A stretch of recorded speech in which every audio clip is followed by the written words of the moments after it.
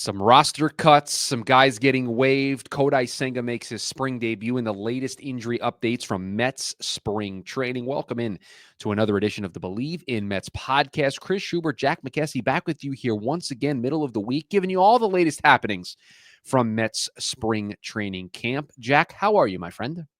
I'm good, Chris. I liked some of the stuff that we saw from certain Mets players over the last few days since we last recorded, including some guys we'll talk to in a little bit because of the roster cuts. But before we get into that, I just want to shout out again that we're recording all these episodes in a YouTube version as well as on audio. So if you have not yet checked out our YouTube version of the podcast, if you prefer to see our beautiful faces smiling at you as we record, you can check us out on YouTube. It's my name, Jack McKessie, McKessy is the channel name. And we've got every single episode that we've recorded so far is on YouTube as well. So if you have any interest in the video format of a podcast, feel free to tune in, subscribe, like the videos, and comment below, and we'll make sure to respond to whatever feedback you guys have. You made me save something. I was having a little bit of a mini rant before the red light went on and we recorded this episode. You asked me to save that, so we will get to that, but I don't need to save this for everybody. BetOnline, the world's most trusted betting platform and your number one source for online betting in 2025. Whether you're a seasoned fan or a first-time bettor, BetOnline, your ultimate game day companion with the largest selection of odds on everything from the NBA and college basketball to the NHL and UFC. BetOnline continues to be your number one sports betting source. From every three-pointer to hat trick, BetOnline has you covered. Odds, stats, and more for every game, every play, and every win. BetOnline, the game starts here. Not my best segue. It wasn't terrible, but I've had better. I've had better segues into the BetOnline read. I thought I had something. I thought I had something cooking, and it just didn't hit when I said it. It was close. It was close, but it wasn't quite there. Yeah, you could see what I was trying to do. You could see the effort, but it wasn't there. But BetOnline, they're there for you. The world's most trusted betting platform. Let's start with the roster cuts. The Mets yesterday cut their first 13 players from camp. I am not going to read to you all 13 names. The notables: Brendan Sproat, Bleav Tidwell, Ryan Clifford, Drew Gilbert. Those are really the notable guys. Jet Williams did get cut, but nobody was expecting Jet Williams to make this team this year. The two big ones, Brendan Sproat and Bleav Tidwell. Bleav Tidwell gets cut right after he throws an immaculate inning. The tough standards the Mets are setting for themselves there by setting Bleav Tidwell back to the minors. And Brendan Sproat, and this is where I want to start. While I think they were very content with the rotation that they had, Kodai Senga, and we're going to talk about his spring start here in a second. David Peterson, Clay Holmes, Tyler McGill's looked really good. Paul Blackburn, Griffin Canning. I think they felt comfortable with that group. I'm surprised that Sproat didn't get more time in case they wanted to pivot away from either Blackburn or Canning in the early going and put somebody else in that rotation. I'm surprised with how well Sprout had been pitching that he didn't get an extended run. But listen, he'll be on this team middle of the season at the latest. Yeah, I think a lot of times, especially this early in spring, when you have him among the first group, it just kind of sends the message that, like, hey, look, we like what we've seen so far, maybe, but this was a decision that was kind of already thought out before camp started. I think part of the decision also goes hand in hand with veteran status of some older players with more major league experience. You figure that those guys, the Griffin Cannings and the Paul Blackburns of the world, are going to have essentially the right of first refusal, so to speak, to those rotation spots or spots as like a swingman in the bullpen. So I'm not super surprised. And like you said, Chris, I think there's a really good chance that Sprout, I don't know how you pronounce it, honestly, but however you pronounce it, he'll be up sooner rather than later and be a contributing factor, especially if guys like Blackburn, guys like Canning, I don't expect them to have super long leashes, which means with how Sproat pitched in his spring training outing so far, like I think it's very clear that he has a path to the major league level. Yeah, with any of these guys like Brendan Sproat, Jonah Tong, Nolan McLean, like these guys are future starters for this team. Like they're members of the rotation. And I don't think the Mets are going to mess around with having these guys up if they're only going to make a handful of starts or they're going to be shuttled back and forth. When they're up, the idea is they're up.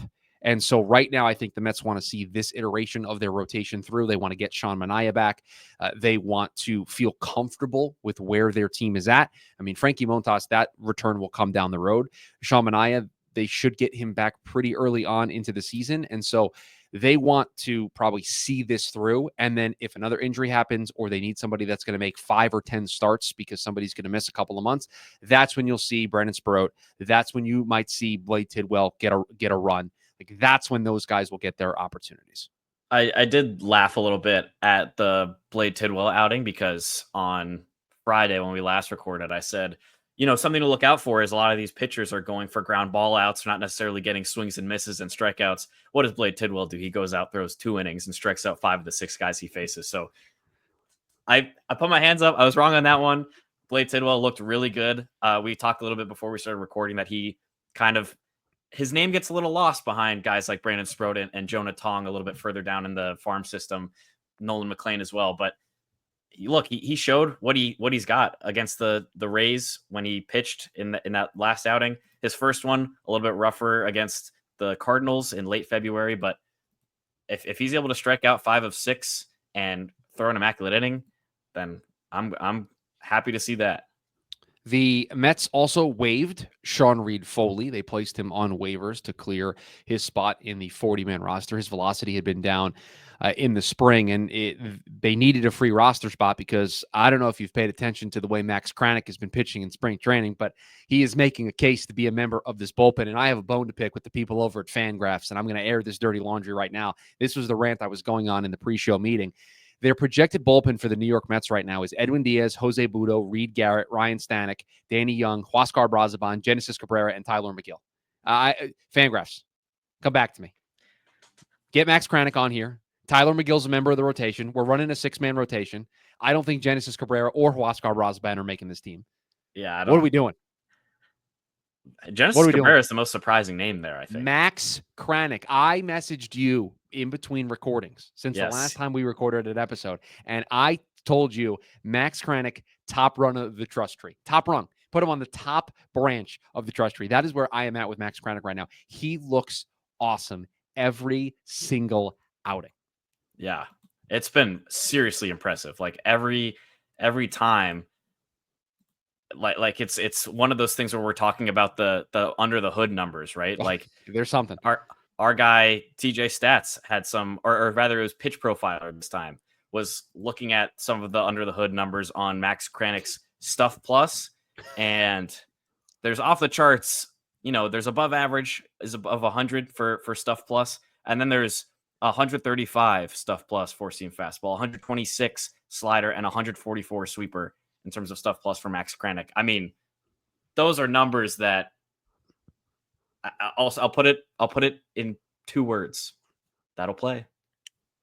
Those numbers are really good. His overall pro Stuff Plus numbers from Pitch Profiler was 139 across the board. If those are the numbers he's running during the year, you're talking about an elite bullpen arm for the New York Mets, who surprisingly throws a sweeper. Who would have guessed that Max Kranick would throw a sweeper and then all of a sudden would be awesome? But yeah, the sweeper graded out as his best pitch in his last outing, and he went an inning and a third against the Marlins, struck out 3, did not allow a hit, did not walk anybody. He was electric, and I'm sorry, but I just don't think we can avoid it at this point.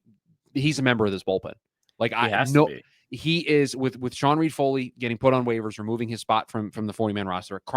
Max Kranick's already on the 40-man roster, if I remember correctly. They added him at the end of the year to the 40-man roster. He's shown some of the best stuff of the guys that are competing for one of these last spots. And to me, it's not even close. This is Max Kranick's spot to lose. We talked about Diaz and Minter and Budo, and Minter might start the year on the IL, which might free up a spot anyway. But when we were doing this, you and I had 2 spots that were up for grabs, 1 or 2 spots in the bullpen that were up for grabs. Sean Reed-Foley, Daniel Nunez, depending on his health. Like, these are the names that we were considering. And I just think Max Kranick has one of those spots locked up with the way that he has been pitching. And Sean Reed-Foley, hopefully he can clear waivers and stay with the team and they can continue working with him. But velocity just appears to be down a little bit. And it just feels like he's not at a place where he can contribute to the big league roster. Kodai Senga made his spring debut and was Kodai Senga. Was throwing a bunch of different pitches, had that 2-seamer that he debuted for everybody. Yeah. Shocking, I tell you, that the Mets pitchers are adding fastballs to their arsenal and then debuting them. Did I send you the clip? I don't think so. I'm looking back in our DMs, which they're wild. There's a lot of TJ stats charts. There's a lot of there's a clip of Jesse Winker talking about Francisco Alvarez. There's a lot that goes on in the DMs. That was great. That was between you and I. But there was a Kodai Senga's first strikeout. Did you see the clip on SNY of him getting his first strikeout in his start the other day? I don't think I did. If you can, while we're doing the show, I'll set it up and maybe you can try to find it and watch it.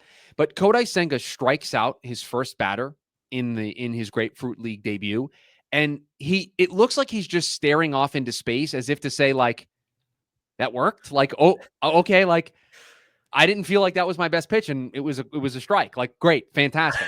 I'm seeing the clip right now. You see what I'm talking about? Like, he's just like he's frozen. Like he's just like frozen off and like looking off into space. Like, all right, well, if that's working, then we're gonna have a good day. And he's just, listen, with Sean Manaea hurt and potentially gonna miss 1 or 2 starts at the beginning of the year. Frankie Montas missing the 6 to 8 weeks and then needing a ramp up. You got Clay Holmes, who this is a pro Clay Holmes podcast, but you're converting a reliever, a closer into a starter. You've got question marks across the board. Tyler McGill's a big question mark. What does David Peterson have in year 2? This team has a lot of question marks. Kodai Senga is a part of those question marks, but Kodai Senga should have been rookie of the year he debuted, if not for Corbin Carroll being awesome for the Arizona Diamondbacks.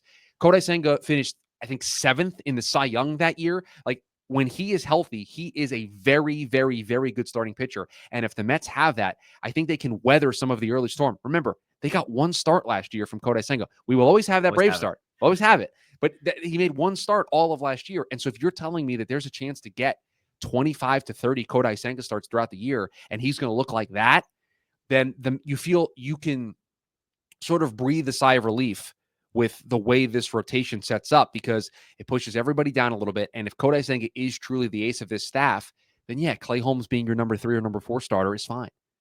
Yeah, I mean, you look at where we were around this time last year, and I don't actually remember when exactly the news about Senga being down for the count to start the year came out, but at least at the end of the 2023 season, which was obviously a huge disappointment, Senga was the main bright spot to take away, because he was on the first year of his deal. He looked like you said, rookie of the year caliber, Cy Young, down ballot votes.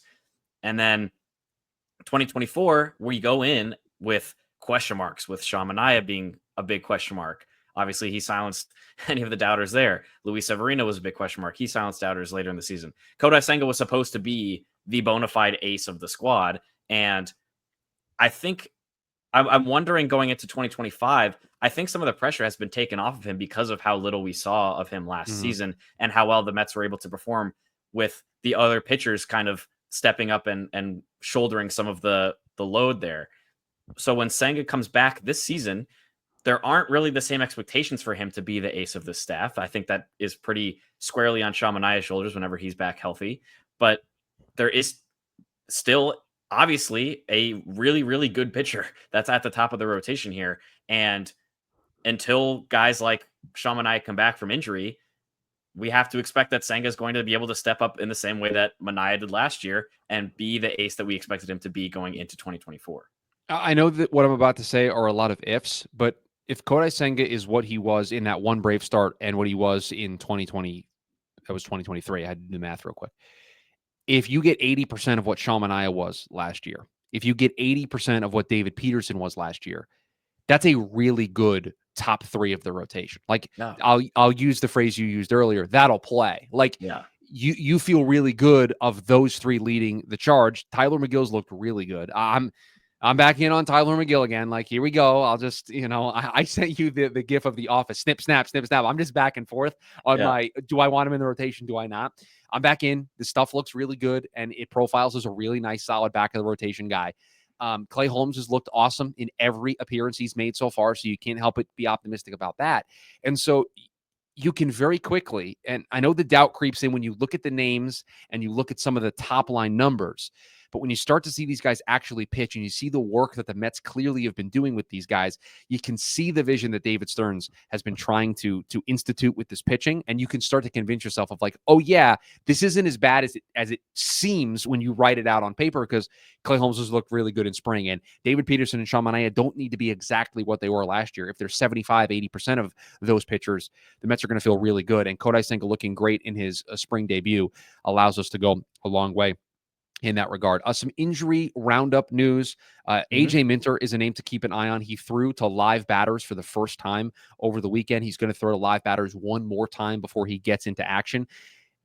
Opening day still is the timeline. That's still what they're looking at, him being ready for opening day as he comes off of that hip surgery that he had in August. And, him, Daniel Nunez are both up in the air of their status. And so we expect the bullpen that the Mets have at the start of the season, we know is not the bullpen they're going to have at the end of the season. But if I was going to pick like three guys that would be at the start and the end, Edwin Diaz, AJ Minter, Daniel Nunez would probably be on that list, or at least some of the names that I would consider.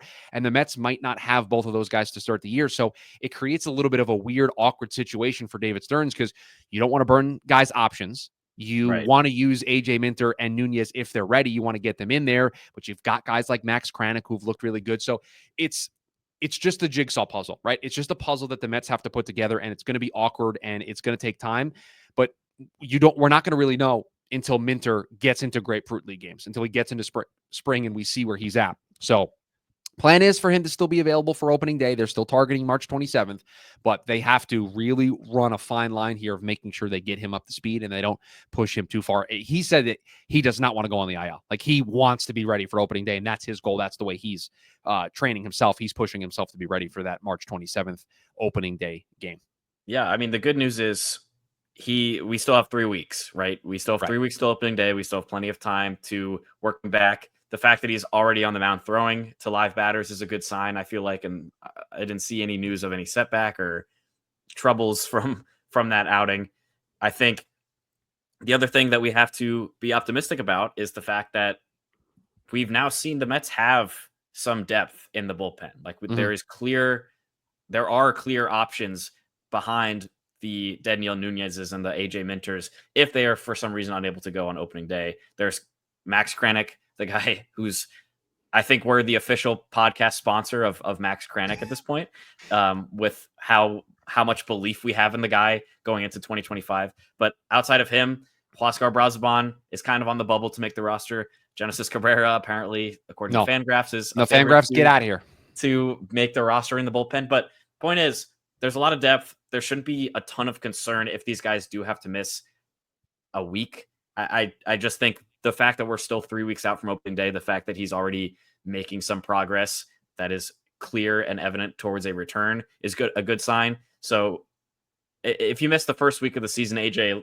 don't beat yourself up, because you'll be a contributor, I think, for a big part of the season, as long as you're able to stay healthy and get through your recovery in a reasonable timeline so that you're not rushing back. Yeah. Drew Gilbert, who was, I believe, one of the guys that the Mets sent down as part of that big group the other day, one of the 13 players. They don't expect him to play in any spring training games the rest of the way. They're taking it really slow with him coming off of that hamstring injury, but they do expect him to be ready for minor league opening day. And he's one of those guys that you put on the short list of maybe 5 to 8 names of, if an injury happens at the big league level at a certain spot, he's one of those key names that could get called up in a hurry, because feels like he's going to be ready sooner rather than later to contribute at the big league level if an opportunity presents itself. And Brendan Nimmo, something to just keep an eye on here. There doesn't appear to be super concern about the knee that he's dealing with. He's got some right knee soreness, and Anthony DiComo on March 3rd, so that would have been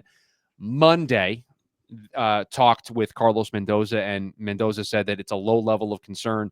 Nimmo worked out on the 3rd. They thought he could be in the lineup on the 4th. He was not. I checked the box score from their game against the Cardinals the other day. He was not in the starting lineup. He didn't play at all. So they're next in action on the 6th, which is tomorrow if you're listening to this on Wednesday. So we'll see if he gets into the lineup then. But it doesn't appear.